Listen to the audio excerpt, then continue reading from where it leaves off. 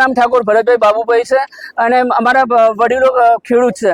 ઘણા સમયથી અહીંયા સરકારી અધિકારીઓને અરજીઓ આપવામાં આવી છે કે જલ્દીમાં જલ્દી પાણી છોડવામાં આવે, પણ આ ઘોર બેદરકારીમાં સૂતેલું આ તંત્ર ખબર નથી ક્યારે જાગે। આજે દરરોજ ખેડૂતોના આંખમાં પાણી છે, પણ અધિકારીઓ ભ્રષ્ટ અધિકારીઓની બેદરકારીના કારણે હજુ સુધી જાગે એવું લાગતું નથી અને આવીને આવી રીતે કરશે તો ખરેખર ખેડૂતો પાયમાલ બની જશે, કારણ કે એમને દીકરા દીકરીઓના પ્રસંગ કરવાના હોય, ખેડૂતોને પોતાની લોન ભરવાની હોય, છતાં પણ અધિકારીઓ એના પેટમાંથી પાણી નથી ડકતું। અને હું તો કહું છું કે જલ્દીમાં જલ્દી જો પાણી આપવામાં આવે તો ખેડૂતોનો ઘણો બધો પાક વાવેલો છે તે પાક બચી શકે તેમ છે।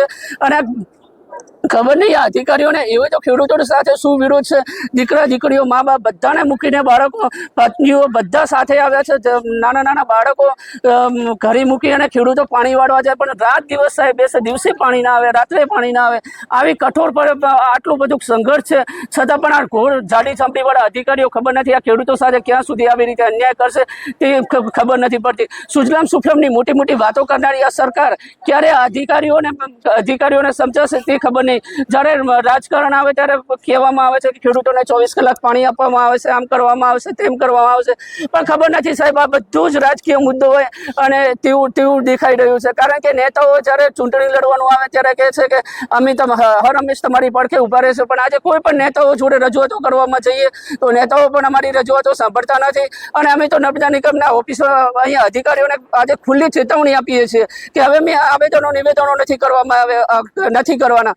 જો ટૂંક સમયની અંદર પાણી આપવામાં નહીં આવે તો આ ઓફિસો અમારા બાપ દાદાઓના ટેક્સના પૈસાથી ચાલે છે, અને હવે જો અમે નિવેદનો નહીં કરીએ, હવે અમે સીધા આ ઓફિસોને લોક મારી દઈશું, કારણ કે અમારા ટેક્સના પૈસા ચાલતી ઓફિસો અધિકારીઓ એસીની અંદર બેસીને જો મોજ શોખ કરતા હોય તો આવા અધિકારીઓની અમારે કોઈ જરૂરત નથી। આવા અધિકારીઓ કે આવા ધારાસભ્યોની અમારે જરૂરત નથી। એટલે તાત્કાલિક ધોરણે 3 થી 4 દિવસની અંદર પાણી છોડવામાં નહીં આવે તો આજે અમારું ગામ આવ્યું છે, કાલે સમગ્ર આજુબાજુના જેટલા પણ ગામડાઓ છે એટલા ગામડાઓનો આવી અને આ ઓફિસોને અમે લોક મારી દઈશું। આ કોઈના બાપની જાગે નથી, આ દરેક ખેડૂતોની ઓફિસ છે, એટલે રજૂઆત કરો એ દરેક ખેડૂતોનો હક અને અધિકાર છે।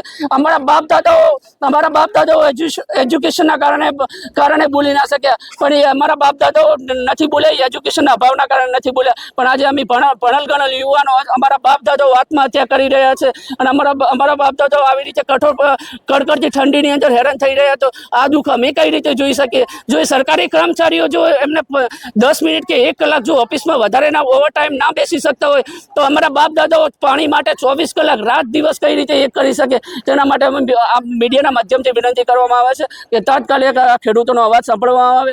અને આજુબાજુના ઘણા એવા ગામડાઓ છે કે જેની સ્થિતિ આર્થિક રીતે કફોડી બની ગઈ છે અને ખેડૂતો ખરેખર દેવાદાર બની ગયા છે, તો હું આપના માધ્યમથી વિનંતી કરીશ કે આવા ઘોર જાડી ચામડીના અધિકારીઓ જલ્દીમાં જલ્દી સાંભળે અને જે નેતાઓએ આજે રાજકીય રોટલો શેકવા માટે થઈને આજે લોકો સાથે આજે કરી રહ્યા છે તેમને ટૂંક સમયમાં આવનારી ચૂંટણીઓમાં તેમને પણ આનું સબક શીખવાડવામાં આવશે। ઠાકોર, ગામ પ્રેમનગર, તાલુકો રાધનપુર, જિલ્લો પાટણ।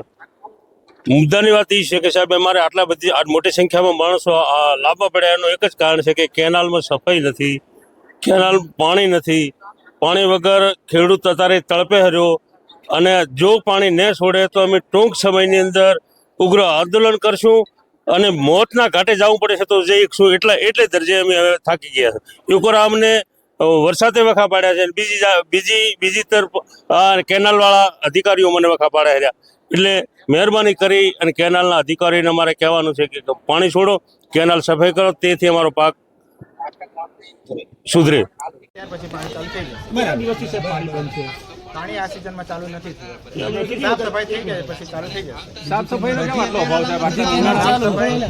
ઉપલા લેવલથી ટેન્ડર મંજૂરીમાં મોડું થયું, બરાબર છે, એના કારણે સાફ સફાઈ લેટ થઈ છે। આજે ખેડૂતો રજૂઆત કરવા છે, શું નિર્ણય આવશે? 2 થી 3 દિવસમાં પાણી ચાલુ થઈ જશે। શું નામ આપનું સાહેબ? શ્યામ પટેલ।